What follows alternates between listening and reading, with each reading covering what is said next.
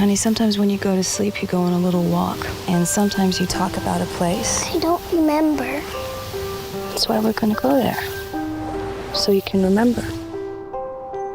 To be honest, the first time I read the script, I got through 10 pages and I was by myself in my apartment and I put it down because I was too scared to keep reading.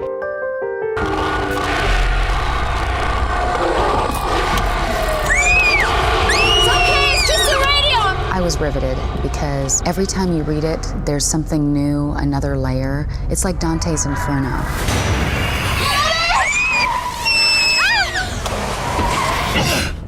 Most horror movies create a specific fear that you should worry about.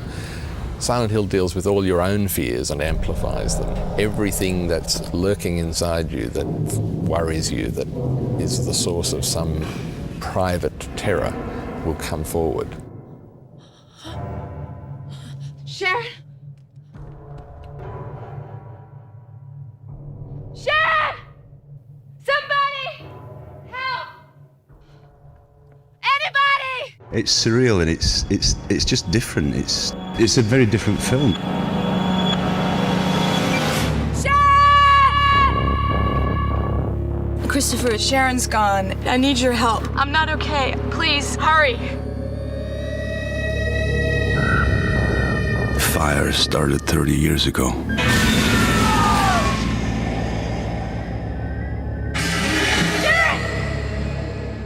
Sharon? Honey?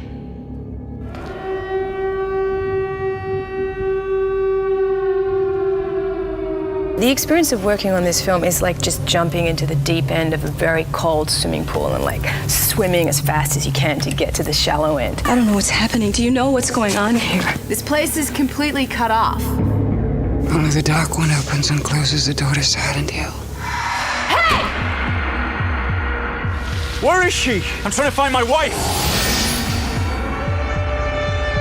Rose, come on! Ah! Rose, hurry! It's coming!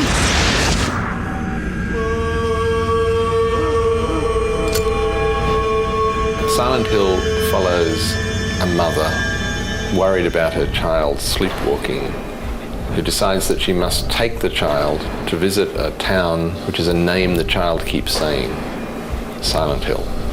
They don't know what that means, but they know that she was adopted from West Virginia. So the mother goes to Silent Hill in West Virginia to help heal her daughter, and in doing so, loses her daughter in an accident. She has an accident and waking up from that finds that she seems to have slipped into another dimension. That dimension is full of strange creatures, strange characters, and a very strange and disturbing story. We know that some event happened 30 years ago, and at that point, numbers of the people who lived in the town and the town itself seemingly were shifted into another dimension which coexists with the real world. No one goes to the real world. The real world is a kind of Chernobyl, a North American wasteland. The shifted world has its own evil brewing from underneath. Stand back. What was interesting was the representation of 4 different dimensions. And 2 of his dimensions is about time. One is Silent Hill 30 years ago, one is Silent Hill today. And 2 other dimensions is about space. One of them is a foggy world, and the other one is a rusty world, a metallic world, which is basically hell.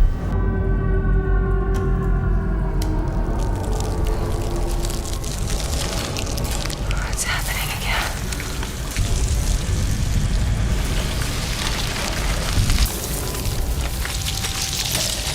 For the dark world, when that spirit takes over the world, darkness rises and just overtakes the foggy world of Silent Hill. Rose!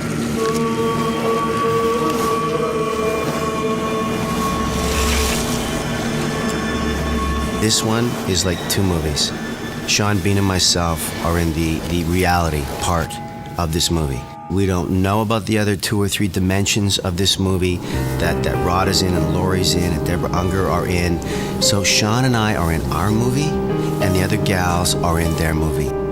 Rose!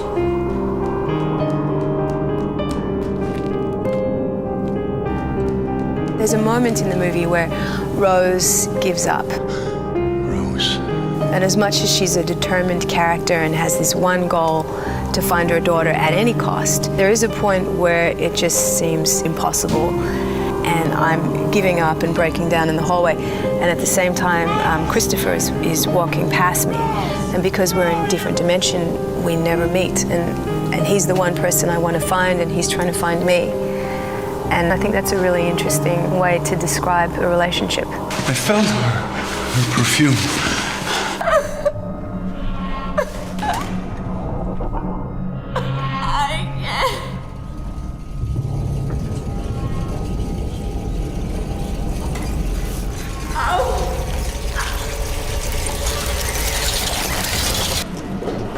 We want an actress that was determined and vulnerable. We want somebody new, and we want a very good actress. And we was very fortunate that to get Radha. Give me that pipe! Okay, I got it. Come on!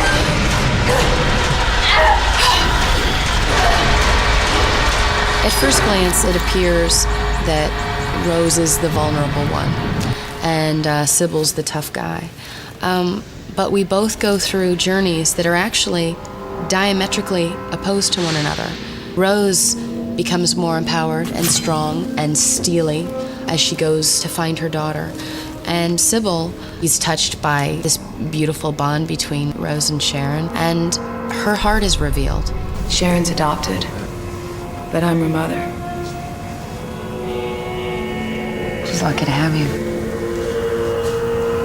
Mother is God in the eyes of a child. We needed to have a Sybil who was strong, authoritative, physical, but empathetic, and Laurie Holden's perfect for all that. She has all of those qualities.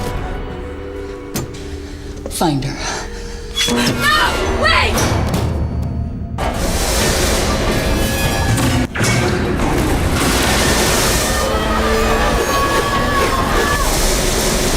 Don't be afraid. She won't hurt you. I think Jodelle Ferland is my new favorite actress. She's amazing to work with because she has the concentration of an adult. It's really like working with an adult woman. And yet she has the innocence of a child, and you'll see her playing multiple characters in the film, and she does so with incredible ease. Who are you? I have many names. Even the way that she moves it's almost as if it's been choreographed, and this is all just stuff that's come out of her head. It's really quite eerie and bizarre. She's both adorable and frightening. And because it's always frightening somewhere to see so much intelligence into a kid. You know, it's frightening. She's gifted. I'll be in the bed, and then you'll cue me, and I'll go over there, and then you'll cue me, and I'll go over there. Good! Christoph is a very exciting director to work with because he's incredibly passionate about his way of seeing it, and his way of seeing it does encompass other people's ideas. He's one of those directors who knows a good idea when he hears it. Christoph has an extraordinarily vivid and fertile imagination. But in addition to that, he doesn't merely tell the story literally and consecutively. Every frame is colored with emotional content so that there are many layers of emotion and meaning built into every frame. Christoph's certainly not interested in the small, convenient, conventional coverage of drama. He's looking to give people a completely new experience.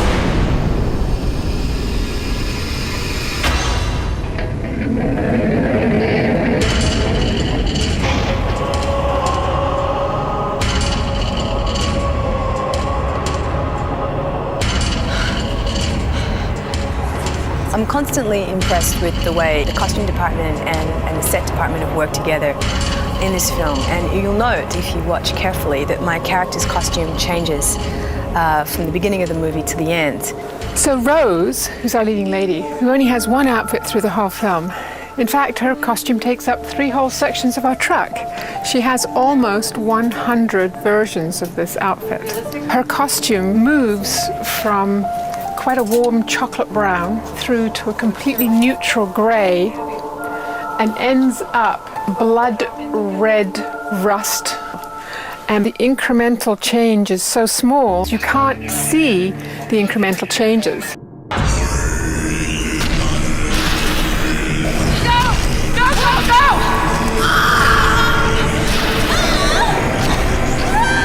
As Rose and Sybil make their way through Silent Hill, they confront a number of creatures. These creatures are all originally human. Even the ones who look like cockroaches were originally human. And they are all suffering for their sin. And they all represent a direct threat. But at the same time, they are slightly beautiful and completely revolting.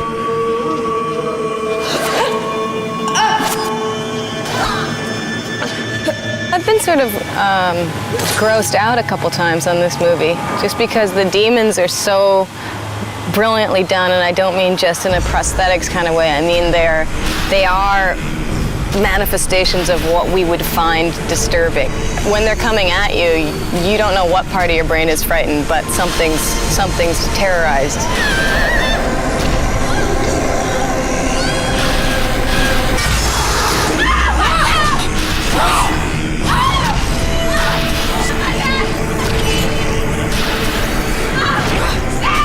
I thought that I would just be primarily using my imagination. I never anticipated that there would be this huge, throbbing blade that really was up against my neck. And Steve Luchescu, I mean, really choreographed me going up against the wall, and it was that far away from the blade.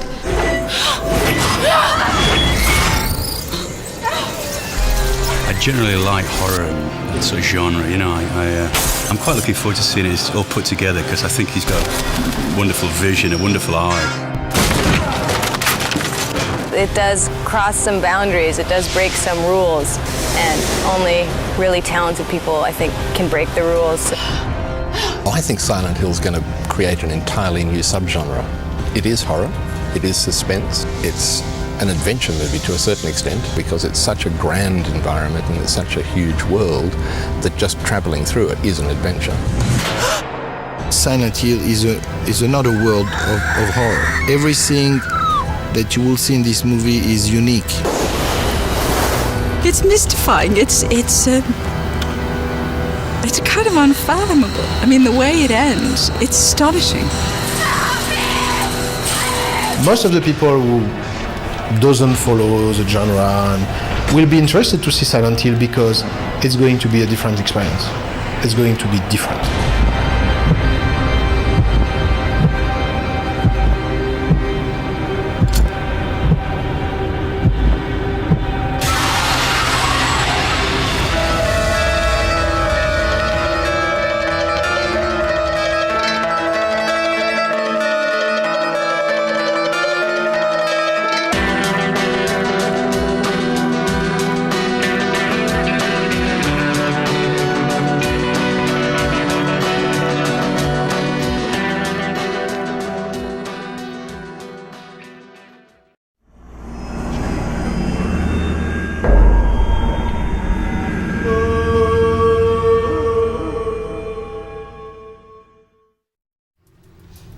Marker?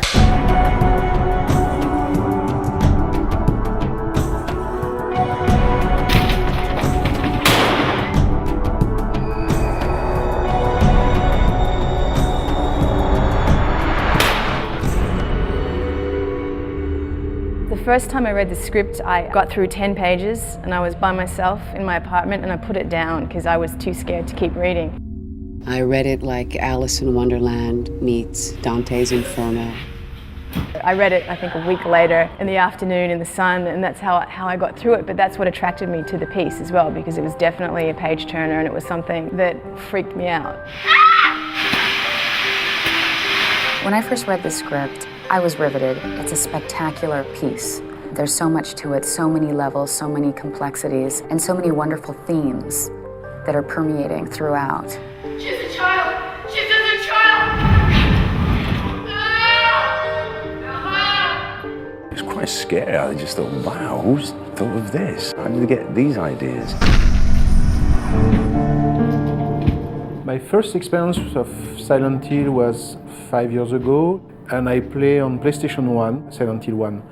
And I remember I was something like 3 or 4 hours into the game when I realized that I was playing a game which was completely unique, absolutely frightening, and basically one of the few games that actually could become a movie. Cut!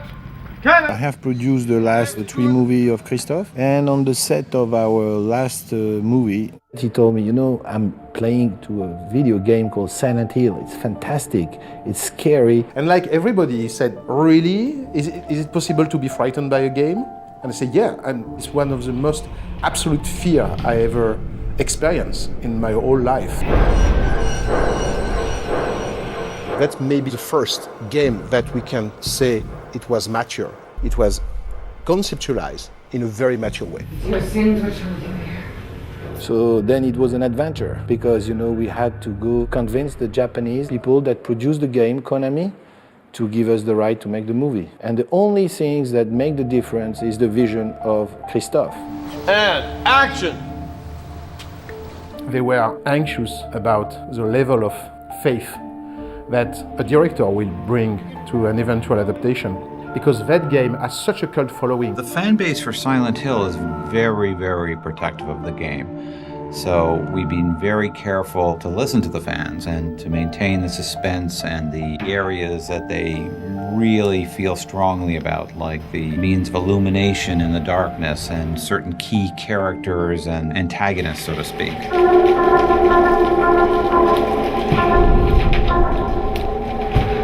He has a very surrealist sort of vision of the game, and the game itself sort of explores the boundaries of reality, and that's what the film does. The game of Silent Hill is an experience. Silent Hill exists by itself. It has no equivalent. It's something frightening, it's something disturbing, it's something very beautiful.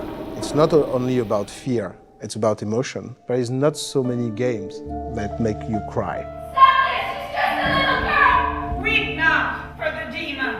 I never adapted a game before, and I realized when I was doing that it was completely different. When you're adapting a game, you're adapting something that actually you have lived for real. You have the feeling to have been there and bring back some truth about what was the experience to face that adventure. And the story is basically a background. And what was important in the idea to do a movie is bring back in the foreground that background story. So that was the most important challenge. Rose!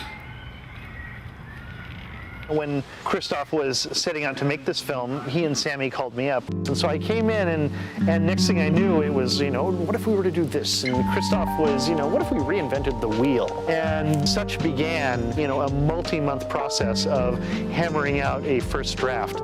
Whenever I approach anything to adapt, you have to be willing to completely disassemble it and to create something new. The one element that you must remain true to is the spirit of the material. If you're not true to the spirit of the material, then you've completely lost. Every gamer that plays this video game at home in the dark, I think will enjoy being in this theater in the dark again, having the same feeling and the same approach. The other thing we strive to do is to make it logical on a level that those who have no idea what the game is about will understand and appreciate the suspense, horrific moments, and the plotline. Shan! I see her! She's there! Shan! We wanted to create something that derived elements from the Silent Hill games and the Silent Hill universe, but was a bit of a creature on its own. Christophe, on one hand, remained profoundly true to the source material, and I remained as true as any human could attempt to the spirit of the material. In fact, we would sit around with the game during the writing of the movie. We would, more than anything, study how the camera moved as it travels through the game.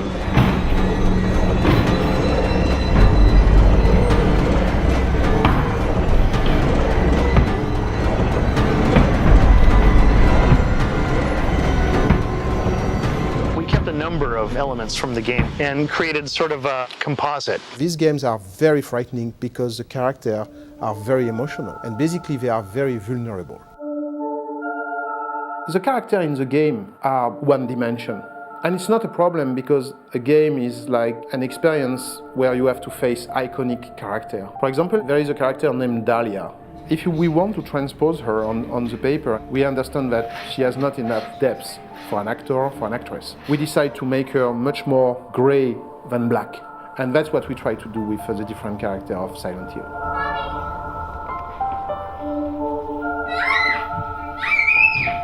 When you have to invite the audience to follow you into a crazy world, it's good that you make it through a very simple motive, like the love of a woman for a kid. Christophe has reworked the idea and making it a woman searching for her daughter. The main theme of the film is motherhood. Who's a good mother? Who's a bad mother? It's okay, baby. Everything's gonna be okay. The lead character of Silent Hill 1 is a man named Harry Mason. And he worked very well in the game, but when we start to write him, respecting his personality, we found that it's a woman. I don't think that it's important if the main character is wearing a dress or a pants. What is important is that we'll preserve the atmosphere of the game, which is the most important thing. So we decide that Harry Mason will become Rose. Sometimes the fan can be shocked to hear that, because they know so well Silent Hill through the game. But I'm myself a gamer, I'm a true follower of the Silent Hill mythology, and a game is a game, and a film is a film.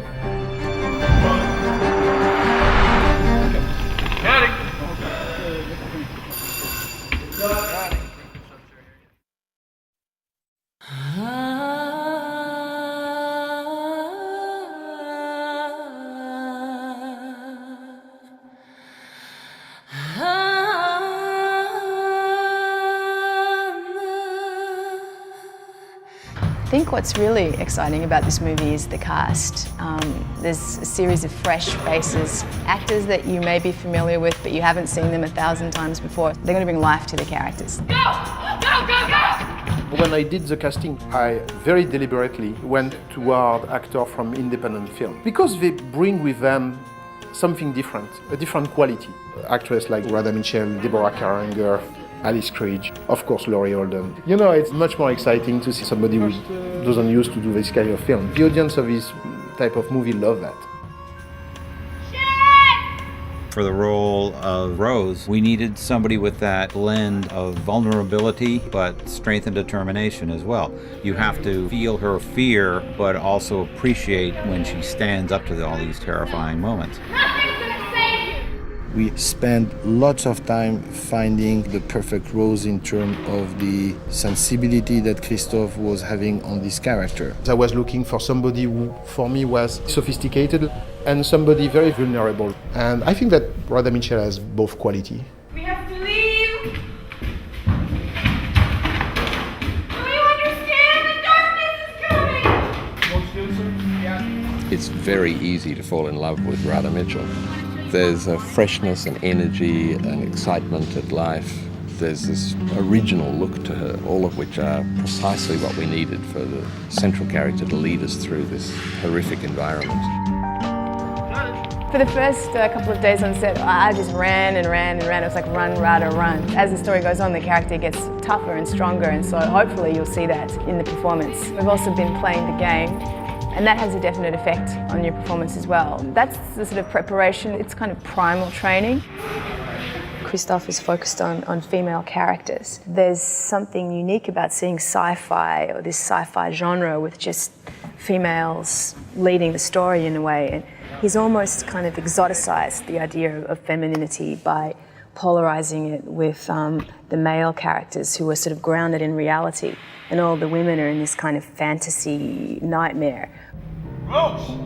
Sharon! It's a wonderful thing to work with Sean Bean. The man is so polished and professional in his work. Once he and Christoph had established who this character Christopher is, Sean Bean is that character. I'm in the real world, as it were, and I'm looking for my wife, my daughter, who are in another dimension of time. My wife. She keeps it realistic. We cast the part of Christopher, and it was the last one that we cast. And Sean Bean was a dream for us. He has a warmth of personality that's always there, no matter what role he plays. He has this ambiguous quality. And it was interesting to invite this ambiguity into a very positive character. The character of the husband looking for his wife. I think Christopher goes through quite a lot of heartbreak whilst trying to find his wife and daughter. He's in quite a desperate state throughout the film. Put both hands on the wheel. We needed to have a Sybil who was strong, authoritative, but empathetic and could make all of us care when she eventually will sacrifice herself. Laurie Holden's perfect for all that. She has all of those qualities. This is by far my coolest action role. She's an action gal, but she's got a heart. You know, she's a real person. What I like about Sybil is that there is a duality. She is very strong, but is very misunderstood. She's mine. She's mine. In the role of Dahlia, we were very, very lucky to have Deborah Kara Unger, a tremendous actress who was willing to play this role. We always want to work with her. When Christoph wrote this part of Dahlia, it was already somewhere in the mind that Deborah Unger will play the part. When Christoph proposed to me the idea of being able to work together, I said yes immediately, and then I read the script. Christoph and I have had a professional relationship for nearly 10 years. She's fearless. She will have no problem with looking as strange or as extreme as any director asks her to. For a true beauty like Deborah Kara Unger, to agree to do that, I find amazing. I've never played a part like Cassandra Dahlia before. Dahlia's been a much more complicated character than I anticipated her being. It's surprising to me that I like her so much. I love going to work every morning. I think a lot of who Dahlia is what Deborah invested her with, and just the way that she looks and so on. A lot of that came from Deborah's concept of the character. I visited every link on every fan site, and I personally got very influenced by the gamers. Take her! Burn her! Burn her as a witch! Well, you couldn't find anybody more different from Alice Krige than Christabella. Alice is incredibly playful and sweet and generous. She's got this enthusiasm and the imagination of a child. And not many people have that, and I was quite inspired. When I first read the script, and this is not to my credit, I thought, what is this? Is this what sort of science fiction / horror? I didn't even know it was based on a game. I've never played a computer game. I don't have a child. My nieces and nephews live thousands of miles away. And then I had to read it again, and I started to see the resonances. We must burn this child! Alice, she's bigger than life. And I think that Alice brings a dimension to Christabella. Christabella is one of those characters who can so easily become a caricature. And only someone with Alice's strength and focus and really precise technique could possibly create this character. I was very anxious about the language. Once again, we're locked in mortal battle. Christabella's speech is difficult to get right. Many times I said the main character of this movie, one of the main characters of the movie is a little girl of 10 who's going to play 4 parts, including something really evil. Where am I going to find a little girl who's able to do that? And not find only a little girl able to do that, but find also a little girl with parents happy to let their little girl do that. See everybody there. When I first met Christoph, we were in the production office, and he said that at first he was worried that he wouldn't be able to find someone to play all three characters that were so strange. I will remember always the day Jodelle came at the office, and she was walking into the office saying, "Where is the director? Where is the director?" He was watching a 15-hour miniseries. He watched it over the weekend that I had done. And I say, "Hi, Jodelle, how are you?" And she said, "Yeah, I'm fine, I'm fine." I say, "You know, Jodelle, you're going to play 3 different characters in this film, and one of them is the devil. I always wanted to play the devil." He just said, "Perfect," so I'm here. When Jodelle plays Darkolessa, it's almost like she's transformed and she's somebody else completely. And it's really quite eerie and bizarre. I've only ever played like a normal little girl like Sharon a couple of times, but most of my roles are like Darkolessa. I played an evil clone once. And I don't know how this delightful little gem who likes pink can so easily grasp terrifying moments and then cut and crack a silly little girl joke. She steals every frame. I think she's somebody that's going to go very far into the cinema. Feel the resistance into your arm. To watch these transformations in these women has been very, very fun, and all of the characters are so distinct. It's certainly a female-driven piece, which is a delight.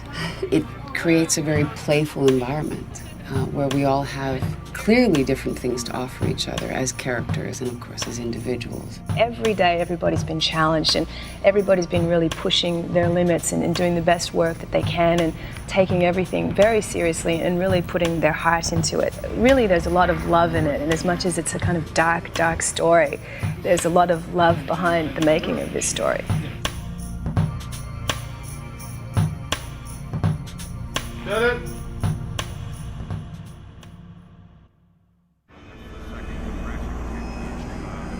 What Christoph uses in the rendition of horror films is the emotion of disgust. And he constantly disgusts us with his different, visions and insinuations. Normally, horror films are about confined space. It's about a house, a castle.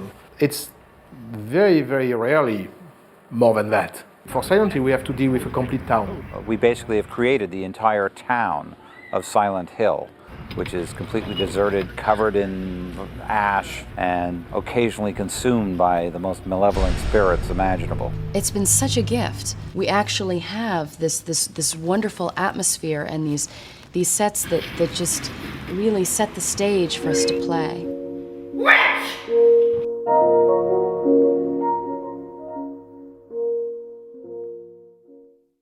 But I think it's great that it's slightly like that. Since a long time, I wanted to work with Carol Spear, who's a very important production designer. She's facing it, and they just bend slightly. Silent Hill is a town that has been abandoned for 30 years. The paint is peeling, the walls are crumbling. We had to show things in like 3 or even 4 variations. I mean, we had a set sometimes, other than having one look, had 3 or 4 looks. We have 4 different Silent Hill. So we have a Silent Hill as it exists now today. We have Silent Hill like it was 30 years ago. We have Silent Hill in the fog, and we have a Silent Hill when the darkness arrives and when all the nightmares and the creatures appear. Basically, there's a new set every 60 seconds. So it's a visual feast. There's constantly something new to look at. We were dealing with 106 different sets and locations in the film. It's huge. I mean, for a horror film, I think it's maybe the first time it happened. It was a real challenge to try and put all the sets together and just to create the texture. I have a passion for movies with texture, and texture just, comes with the aging of sets. So I like sets that can have some age and also some history to them. Quiet. Action. We found Silent Hill in Brantford. It was probably one of the best finds that we had found in terms of finding a location. She told us, I know a town not far away from Toronto. You will have the type of industrial look that you were looking for to build around that the universe of Silent Hill. Some of the businesses had closed out. They were going through some renovations, so a lot of sections of the whole street had closed down because they were going to renovate it. We were able to go in and redress, and basically to make it look like the town had been abandoned for 30 years. Then you have the sets in the foggy world where there's a certain benign malevolence to them. Everything's gray, there's not much color. The color is more desaturated. Everything is falling apart and dilapidated. The mountain was just the bane of my existence. It was, it looked like a road, a mountain road. We built it so we wouldn't have to do all those CGI shots putting in fog, and the only way to guarantee that we could control the fog was to build it indoors. So we spent 8 weeks building the side of the mountain and then putting a road in and asphalting it.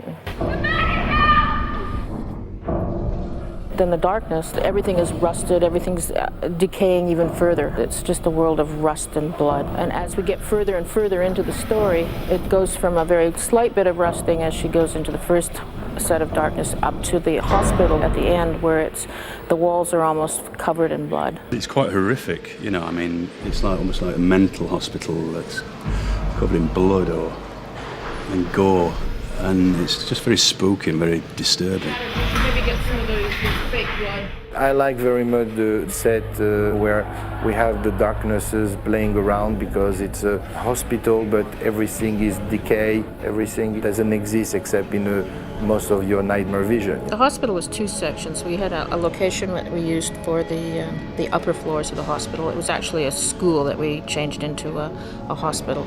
That was all aged and made to look like it had been abandoned for 30 years. And then the elevator section was built separately and shot separately. And then this section was the basement. This is the main corridor of the hospital set in the basement. It was revamped and used to make up several different corridors within the space.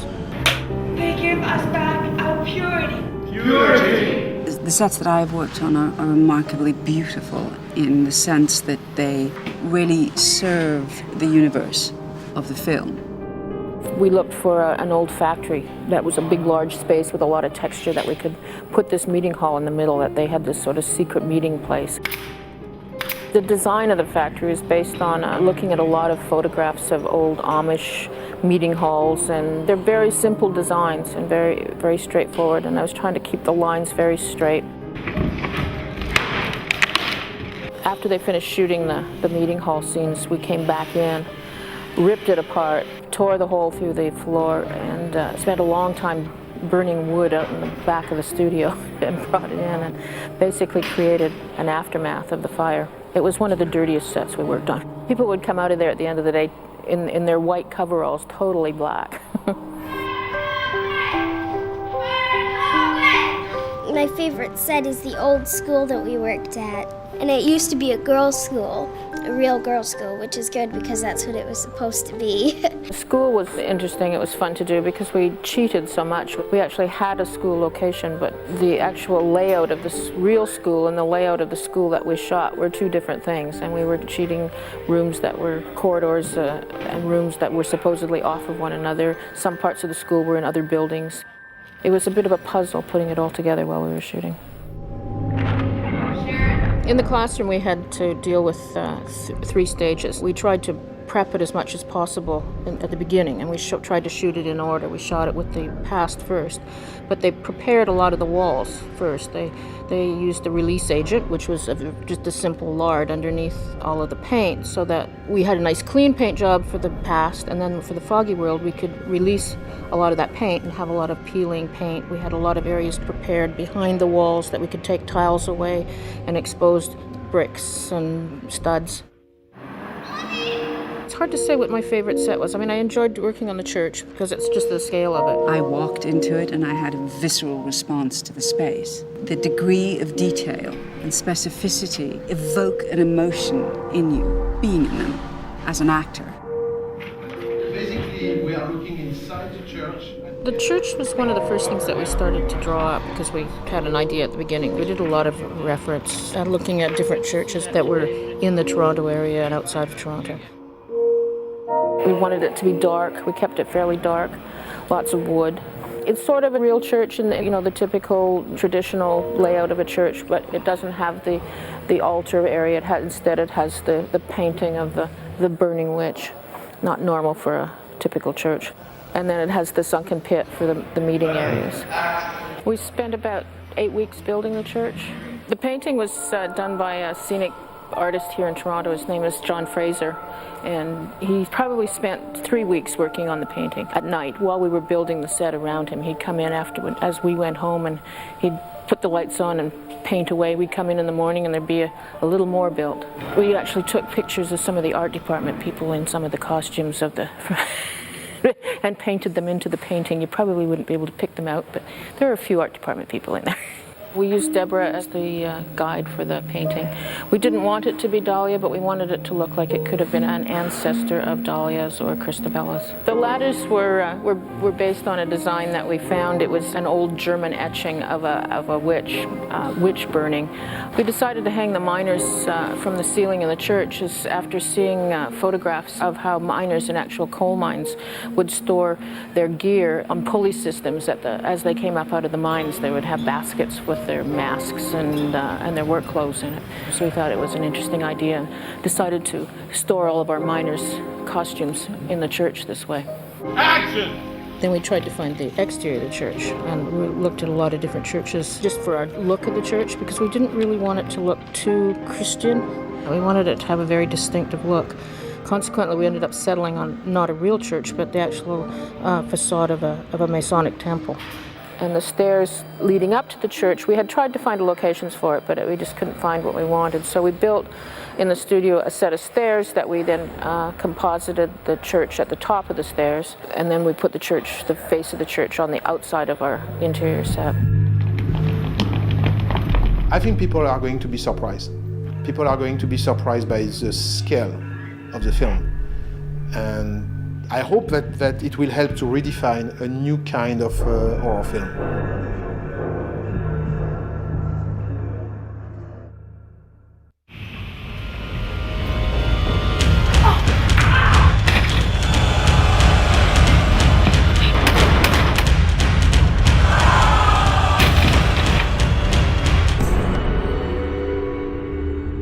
It was Christophe's vision that Rose is very much a normal person in this unnormal world, but she does get to engage in stunts, which is like every actor's fantasy. Steve Lasescu is the stunt coordinator on Silent Hill. I always want Steve on any size picture, big or small. He can make things happen safely and quickly and magically so that people can be transformed. For a movie that is basically set out on the surface to be non-action, there are a lot of action elements incorporated throughout the entire filming of the project. Rhoda Mitchell and Laurie Holden both have an extreme level of attention to detail for every single action and reaction that they do. I think that he made a great job training the actor how to move, how to shoot, how to jump, and be credible. Can you do that with a skirt? They want every bit of their performance to be as realistic as possible.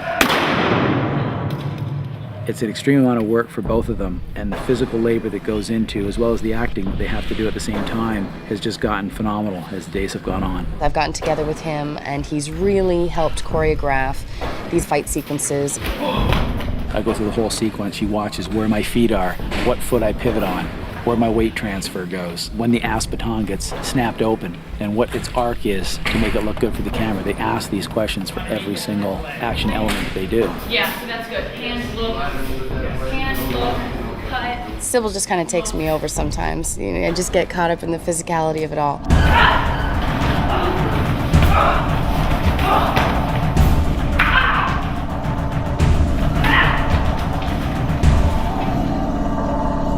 If you review the scene, you'll see that Sybil is not wearing any protective gear on her arms, and the miners are wearing these huge costumes with 1.5-inch thick metal underneath them. So every time I was hitting them, I was scraping up my arm, pretty much my right arm mostly, but both of them. And they were bruised and cut up and scabbed. But at the end of the day, it was so fun and exciting, and I look at all my war wounds as my badges of honor.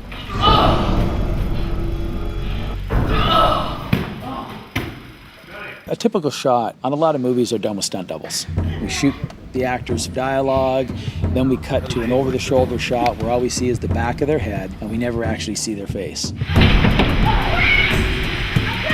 When Laurie and Rada are in the small utility room, and Red Pyramid has basically cornered them in there, we did the opposite. We actually shot from the front face on, so we could see both Laurie and Rada's faces throughout the entire sequence. I thought that I would just be primarily using my imagination.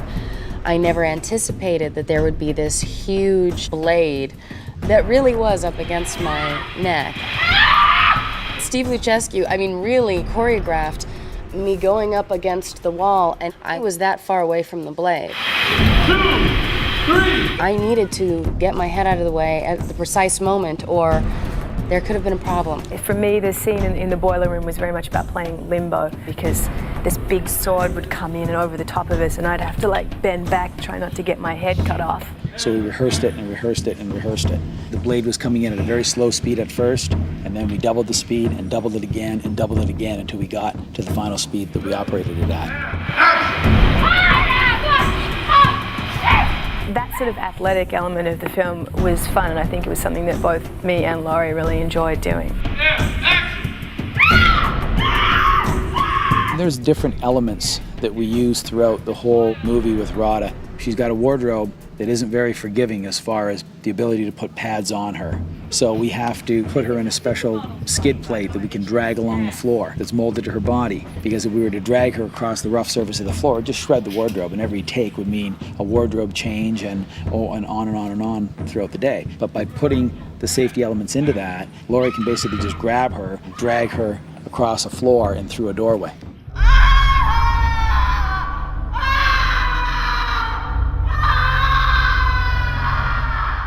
I think most actors love wire work because it gives them the ability to do a lot of acts that they would never be able to do without the assistance of the wires. We get to see their face on camera. They get to jump higher and jump further than they can physically do all by themselves. So they get to play, they get to have fun, and they get to see their faces on the screen doing it, and so do the audiences. There is one scene, and I think it was one of my favorite days, where I come across a pit and I see Dark Alessa for the first time. And in order to get to her, I have to jump over all these metal beams. Rada's background didn't encompass any kind of wire work. So we started working with her, putting her in a harness, walking her on the ground, then taking her in small little jumps. And she caught on extremely quickly. And she just wanted to do more and more. She wanted to see the stunt double, how the stunt double would do it, and then she just simply wanted to do it.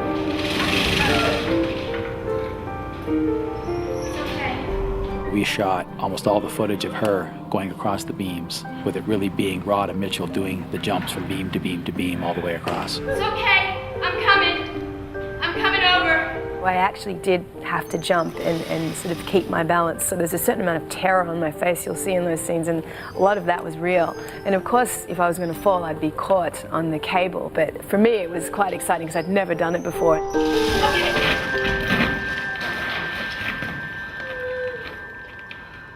Sybil sacrifices her life. This character wakes up to a fire at her feet and dies by fire. How do you prepare for a scene like that? It was absolutely terrifying. It was boiling hot. I was on a 35-foot ladder with a metal harness that was digging into my skin, and they lowered me over a fire. There were real spikes coming out of the ground, metal and wood, with the fire, and all I thought was, as I was being lowered, one slip up and I'm impaled. So the terror and the fear and the heat was all very real. They try always to find a place for the real actor to do their part in order to be as close to reality. So if we can make each one of the shots incorporating the actors' faces, it makes it a great shot. They love it.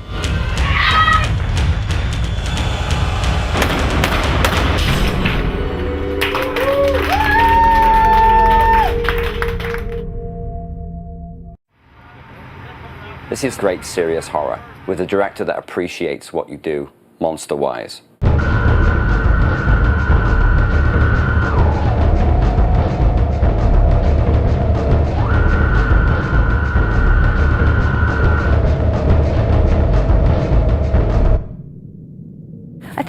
horror movies work on the idea that less is more.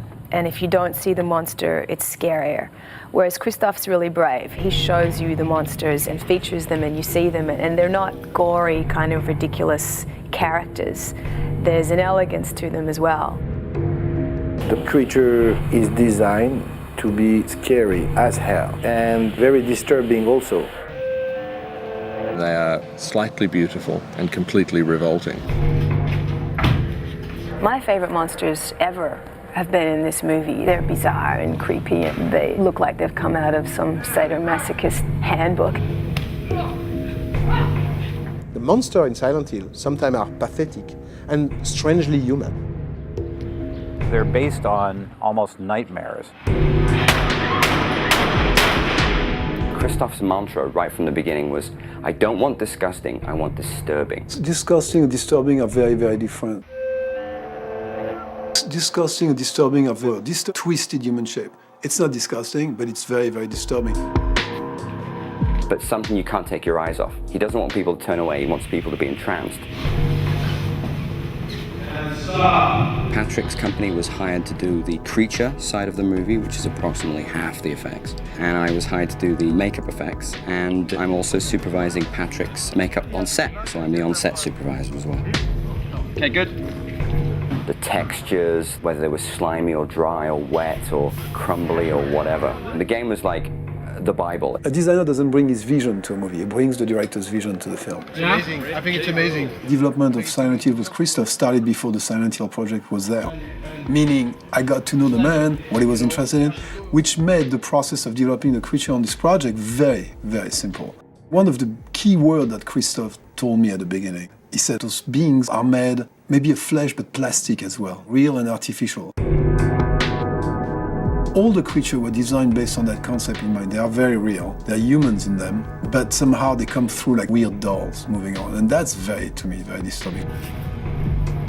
There's always a sense of pain and suffering in a movie. Every one of those beings is suffering. Even Red Pyramid is suffering. Everybody is hurting. Screaming is another thing that Christoph wanted to see everywhere. He says he wants those things to scream all the time. I'd like now to introduce you to my favorite character on set. My personal favorite one is the armless character. Visually, I think that's my favorite monster.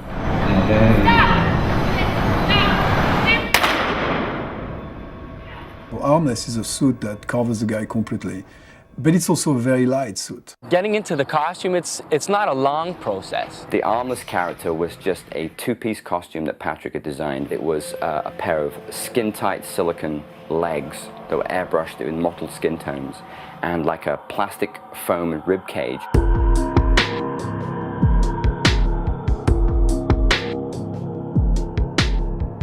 Over the top of that was stretched a big silicone condom that was about 4 feet long, which strapped onto the actor Michael. Breathing is hard. If you're claustrophobic, like, you can't do it. Oh, I'm breathing through the hole. Yeah, opening this. And it comes with a mouthpiece with an air tube that goes through my bodysuit and out the back of my suit. So it's all like that. Patrick had designed it so Michael could wear the costume. There would be a manifold built into the chest and a little kind of a vent and a hose that would be plugged into a big pressurized container full of black methocel, which is essentially food thickening agent mixed with water and black pigment. And on cue, we were able to spray this out of Michael's chest. 3, 2, 1, spray! Cut it! He had a few little nicknames on set by the crew. My favorite one was Trojan Man. He looked like a big rubber condom walking around with a big hole in his chest that sprayed out acid.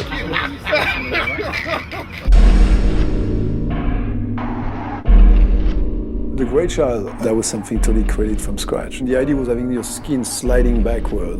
I don't want the whole skull and jaws to be deformed. If this happens, you retain a face, a skeleton face here, just the skin is being pulled away, which is exactly the effect that Christoph wanted. Great Child was essentially a foam latex and silicone bodysuit, which Patrick had created, which completely covered Yvonne's body. Little feet appliances, which blended the suit down into her ankles, and hands and a head, which would be glued down over her body every day. That process, about 2.5 hours. You need to speak really loud. Really? Yes. Like this? Yes. Once they dress me, it has to get sealed, it has to get painted, there's all the different parts of it get put on, and when I watch the guys paint my feet, it's incredible. It's like getting body art. They painstakingly paint all this work, and it's so beautiful. The commitment to staying in that character was really impressive. Quite honestly, I didn't think I was going to survive. Stand you up. Patrick's team knew that I had this constant urgency to go to the bathroom. They specifically created a flap, so I have easy access to the bathroom all the time. Excuse me, The bathroom? I have to go to the ladies' room. All right.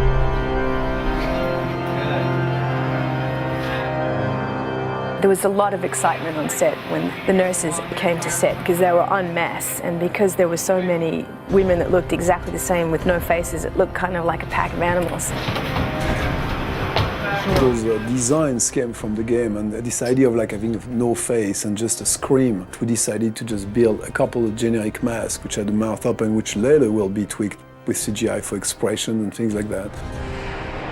I created the costumes and the hats of the nurses. Essentially, we took a generic body form and sculpted distressed, rotting, putrefying skin in a very thin layer over that surface. We brought in 20 girls, so I created 20 latex nurse costumes, which did up with zip ties and Velcro, because they had to be extremely tight on the girls' bodies.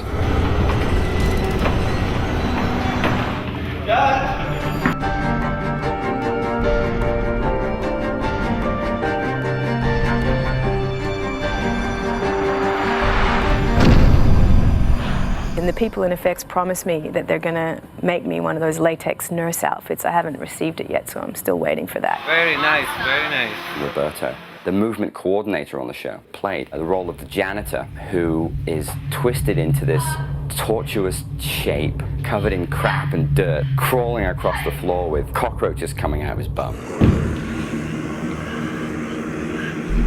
So what we did was we took a cast of Roberto and we created two elements, which was a full-size artificial body of Roberto, and that was dressed into a set with barbed wire, so the actress would come in and pull something out of his mouth.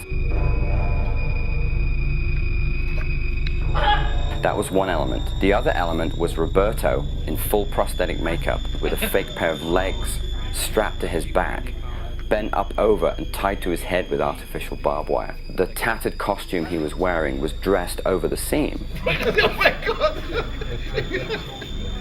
And give him a pair of optical green pants, which we call these Kermit pants. I had green tights so that, of course, they could cut my legs off in post-production. Essentially, you could shoot it from the side and from the front and from behind, and it would give the impression that Roberto had been bent double. The first day we shot this, and he's lying on the ground in all this dirty mud with this barbed wire wrapped around his head, and I just leaned in and whispered, "Just remember you wanted to do this." But Roberto was able to pull it off quite magnificently. Roberto was able to take another part in the movie, which was the role of the Red Pyramid.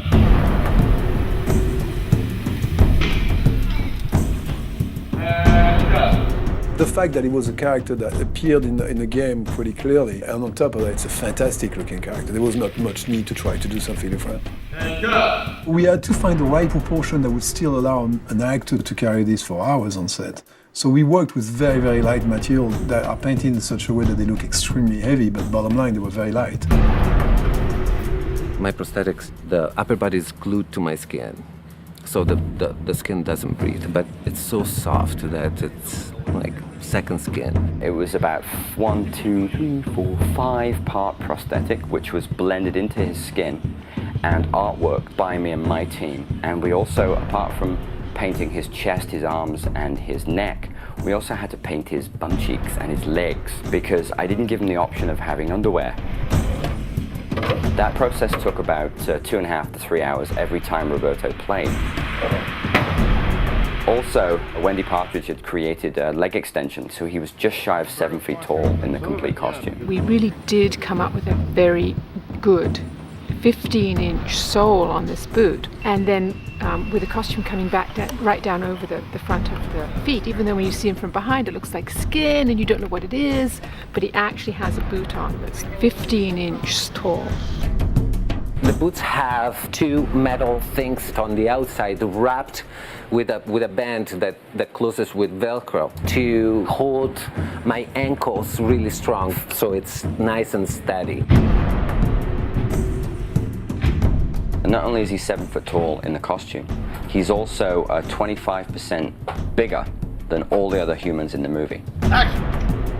To accomplish this effect, most of the time, it was just camera angles. But when he had direct interaction, i.e. grabbing somebody by the bloody neck, we created a miniature dummy for that effect.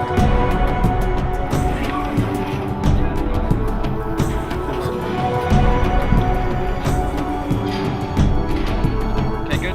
I don't think I've had a good day at work unless I have to take an hour to wash my hands.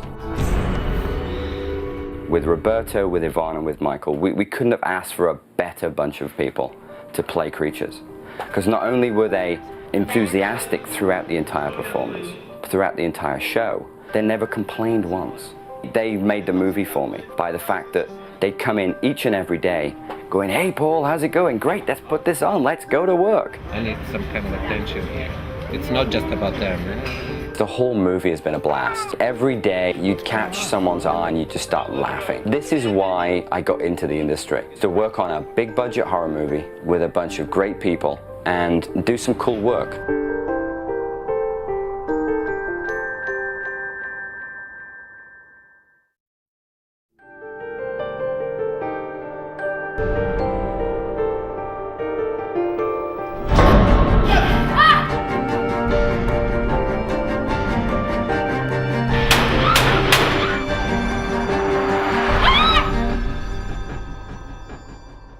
Christoph was absolutely dedicated from the beginning to have these creatures being choreographed.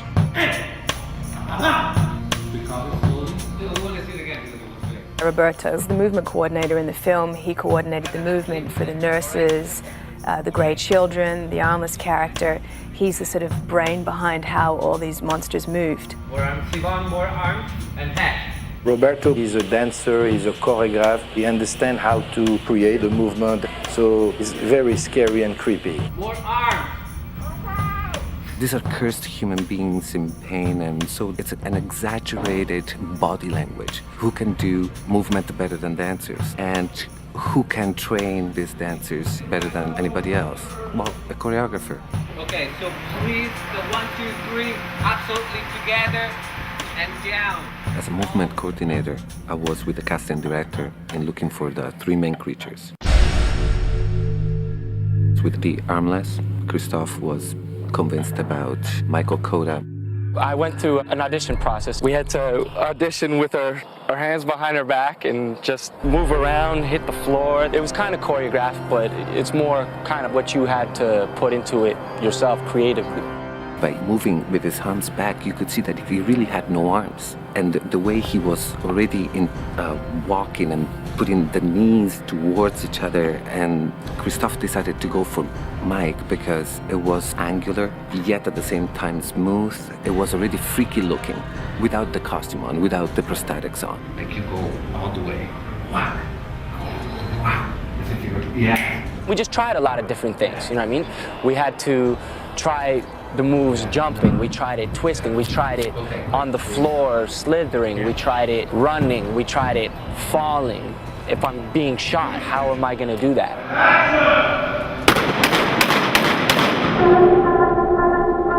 What I think the problem was for Michael at the beginning was to not be overwhelmed by the costume. His arms are like this, he's wrapped around, they put this hat on him, and that's it. He's completely blind. Of course, if you don't see anything, it's already difficult to walk. You can just imagine big movements in a very crooked way. You really got to count your steps and really know your surroundings, or you can get really, really, really hurt. As soon as you feel the left to the shoulders, just turn slightly and go forward, all right? Say I'm walking forward, I turn around and somebody shoots me. I have to be pretty much put on my mark, and I gotta really count out. So it'd be like 3 steps this way, turn around, get shot, and it's 3 little chugs backwards. Boom, boom, boom. All right? Roberto tells me what to do, how low to go, and just puts pictures in my head that really help me get the acting across. Marker. Action. Stay on the left, stay on the left. Left. Now turn to the right. Straight ahead as you want. Straight ahead like this. Straight ahead. Michael, stop. Ready, and breath.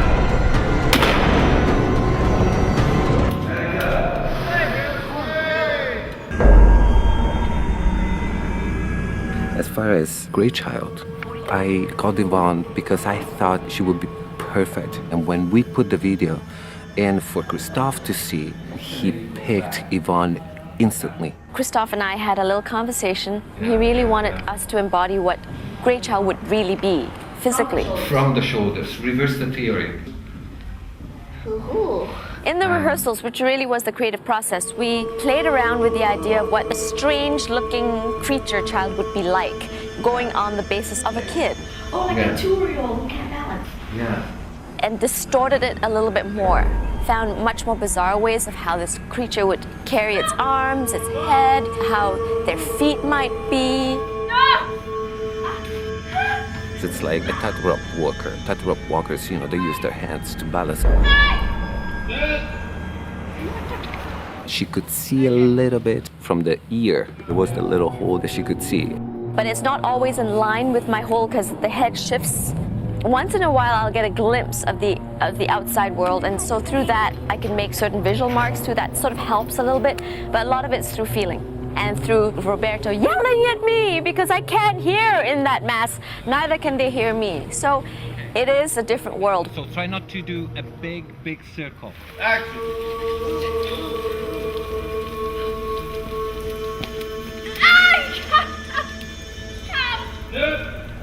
To be honest, I never saw her face in real life. I don't know what she looks like. So she was this kind of mystery woman, and I could sort of hear what she was saying. I'd listen to her and she'd listen to me because she couldn't hear very much behind the mask. So it was an interesting relationship. Having Roberto on set has been great because being another dancer, a choreographer as well, he is able to speak my language. For instance, if somebody says to me, "Can you crawl?" There are many different ways of crawling. And that's where Roberto has been amazing. He's able to interpret that, work with me on that, and we've been able to figure out very quickly, because you don't have a lot of time on set, what the director's looking for.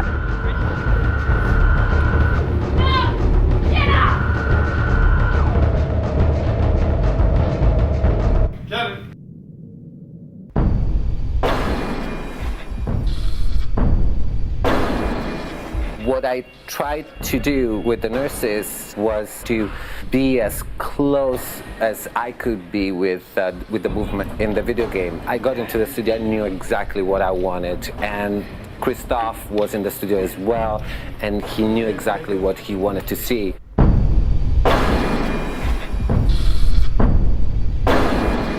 There were 3 key nurses, Chantal, Donna, and Rosalind. And Donna is the one whose lashes red. Straight across.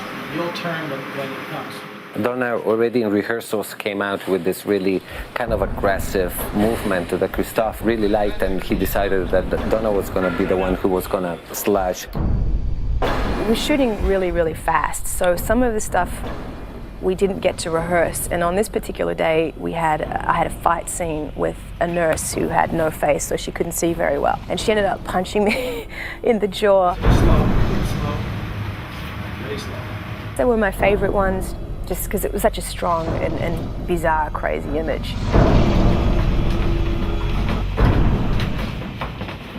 I played 2 creatures in the film, the Red Pyramid and the Janitor. Christophe meant for the janitor was to be obscene, and my head is tilted back, so I can't even really move my head that much. The only thing that I could really use to make it obscene was my tongue. Okay. But not that. Oh, yeah. Yeah? Really? Yeah, it's amazing. I think. My next favorite monster is Red Pyramid. He was actually a really kind of intimidating image, and the way that he moved was really very simple but very balletic.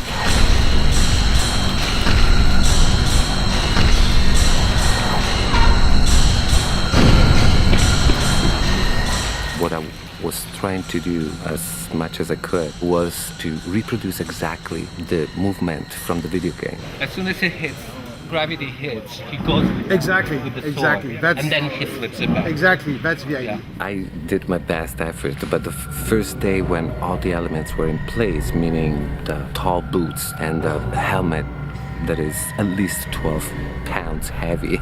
So my first hour was on set was quite difficult, I would say, quite challenging. You guys, make some room, please. And plus you're carrying this big heavy sword, which is not in reality, so it's all faked by the movement. I have to make the sword look like it's incredibly heavy, and so it adds to the movement. And I can only see the floor, so I can't see in front of me. It does affect the balance. There is a period of adjustment that it's needed. And all the women on set really liked that character because he had a naked bottom, and you'd see that on set every day. So he's really scary from the front, but not so scary from the back. It's a lot of fun. You feel like a little boy. I mean, this has been a boy's dream. It was a lot of fun. Something that I would not suggest people to do it in their homes, but absolutely was an incredible treat. That's a wrap. Honey, sometimes when you go to sleep, you go on a little walk, and sometimes you talk about a place. I don't remember. That's why we're gonna go there, so you can remember.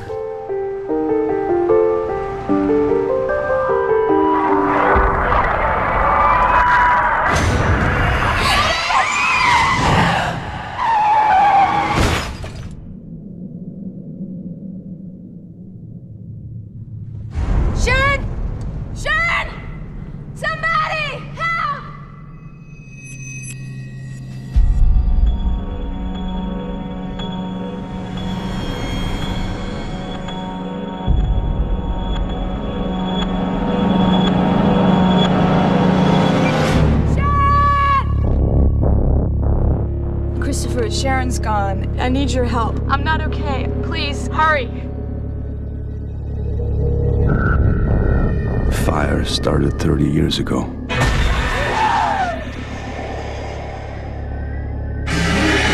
Sharon! I don't know what's happening. Do you know what's going on here? This place is completely cut off. Only the Dark One opens and closes the door to Silent Hill. Where is she? I'm trying to find my wife. She looks exactly like Sharon. Why? Rose, come on! Rose, hurry! It's coming!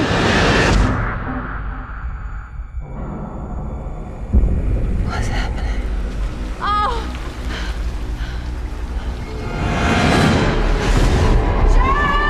To find your daughter, you must face the darkness of hell. It's okay, baby. Mommy's coming.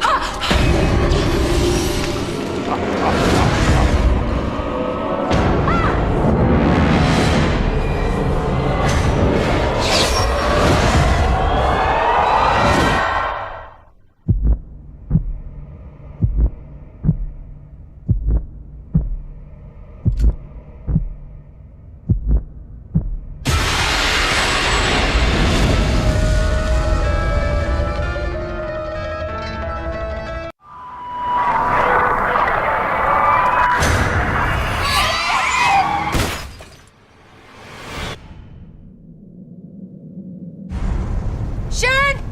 Sharon! Somebody! Help!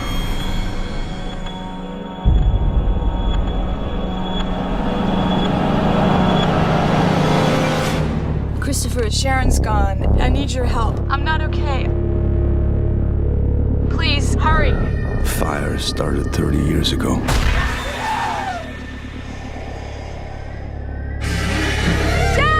I I don't know what's happening. Do you know what's going on here? This place is completely cut off. She looks exactly like Sharon. Why? Bruce, hurry! It's coming! What's happening? Oh! To find your daughter, you must face the darkness of hell. It's okay, baby. Mommy's coming.